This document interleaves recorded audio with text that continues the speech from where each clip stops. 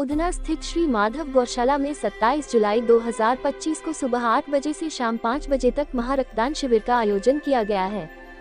1000 से अधिक रक्त यूनिट एकत्रित करने के उद्देश्य से गौ सेवकों द्वारा रक्तदाताओं से संपर्क किया गया है। श्री माधव गौशाला में विकलांग गायों का उपचार और देखभाल की जाती है और गौशाला में महादेव जी का एक सुंदर मंदिर भी है। नागरिकों से रक्तदान शिविर में रक्तदान कर दूसरों के जीवन को बचाने के समाज सेवा कार्य में सहभागी बनने की अपील की गई है और श्रावण मास के अवसर पर महादेव जी और गौमाता के दर्शन हेतु आने का आह्वान किया गया है। स्थान श्री माधव गौशाला, जीत इंडस्ट्रियल के बगल में, उधना बमरोली खाड़ी ब्रिज के पास, उधना, सूरत। सांस्कृतिक संरक्षण समिति प्रबंधक श्री माधव गौशाला, संस्थापक श्री आशीष सूर्यवंशी।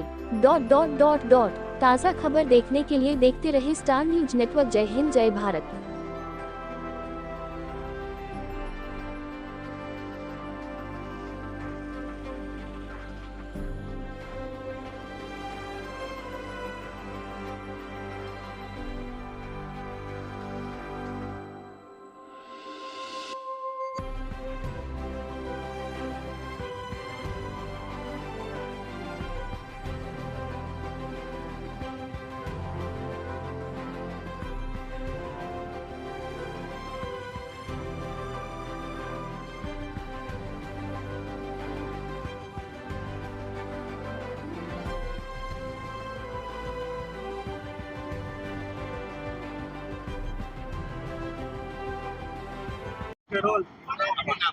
મારું નામ આશીષ સૂર્યવંશી છે।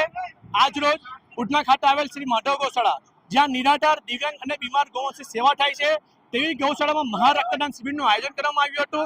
અત્યારે 1 વાગ્યા છે। 1 વાગ્યા સુધીમાં 650 થી વધુ યુનિટ એકત્રિત થઈ છે। આ રક્તદાન રાખવાનો મુખ્ય હેતુ શ્રાવણ મહિનો હતો અને શ્રાવણ મહિનામાં રક્તદાન રાખવાનું કારણ એ કે શ્રાવણમાં આપણે જોઈએ છે કે શ્રાવણ મહિનો એક અધિક માસ હોય છે, એક દાન પુણ્યનો મહિમા અને દિવસો જણાતો હોય છે। તે પ્રમાણે આજે લોકો રક્તદાન થકી રક્તદાન કરીને એક પુણ્ય ની પ્રાપ્તિ કરી રહ્યા છે। સાથે સાથે આ એવી જગ્યા પર દાન કરી રહ્યા છે જ્યાં નિરાધાર અને દિવ્યાંગ, જ્યાં કેન્સર પીડિત ગૌ માતા છે, લંપી વાળી ગૌ માતા છે, જ્યાં 3 પગ ઉપર આંખે દેખાય તેવી ગૌ માતા, તેવી જગ્યા, તેવી પાવન ભૂમિના ઉપર યુવાઓ આજે રક્તદાન કરી રહ્યા છે અને સાથે દેવાદિદેવ મહાદેવજીને એક જ આશીર્વાદ માંગી રહ્યા છે કે હે મહાદેવ, દેવાદિદેવ મહાદેવજી, કે આજે હું જે રક્ત આપી રહ્યો છું, મારું રક્ત મારા પરિવારને કોઈ દિવસ જરૂર ના પડે અને સાથે સાથે મારું રક્ત જેને પરિવારને ચડે છે તેના પરિવારમાં કુશળ અને જે આરોગ્ય, જેને પણ રક્ત ચડે છે તેને એનો છોકરો કે એની દીકરી છે તે કુશળથી ઘરે પાછી પડે। અંદાજિત અત્યાર સુધીમાં 650 થી વધુ યુનિટ એકત્રિત થઈ ચૂકી છે। અત્યારે 1:30 વાગ્યો છે અને 4 વાગ્યા સુધી, 4 થી 5 વાગ્યા જ્યાં સુધી રક્તદાતા આવશે ત્યાં સુધી રક્તદાન ચાલુ રહેશે। એટલે સરેરાશ 900 થી 1000 ની આસપાસ બ્લડની યુનિટ એકત્રિત થશે। યુવાધન હાલની સ્થિતિમાં યુવાધન નશેની જમાડી રહ્યું છે, તો આ રક્તદાનના માધ્યમથી યુવાઓને શું સંકેત આપવા માંગો?